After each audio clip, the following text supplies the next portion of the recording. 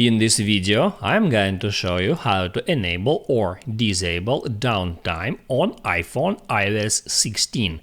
That is quite simple and easy to do, so let's begin. And first, open up Settings, then hit right here at Screen Time, and then right there tap at Downtime.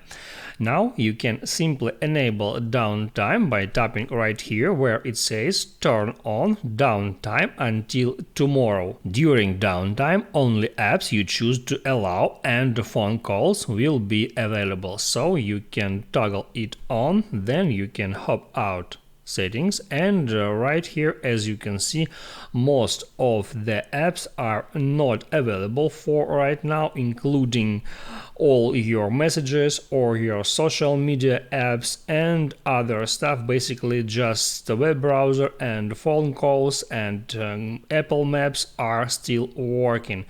And now you can always go back here and set a schedule for downtime. Just enable scheduled feature. Now you can set downtime for every day, or you can customize days, and also here you can choose from time. I can change it in that way, and to time also I can easily change it. And after that, if you want to use some specific app during downtime, you can hit on that app. It shows you time limit. You can hit on OK to close that app, or right here you can hit at ignore limit, and there you can select through 3 different options: 1 more minute, remind me in 15 minutes, or ignore limit for today. I can hit at 1 more minute to get access to Instagram app for 1 minute.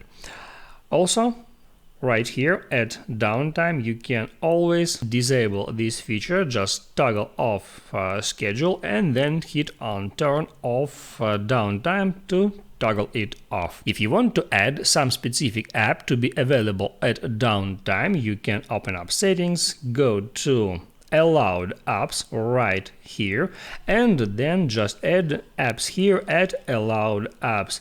You can go through all that big list of applications, and then right here, let's say I want to add a Gmail app in Allowed apps.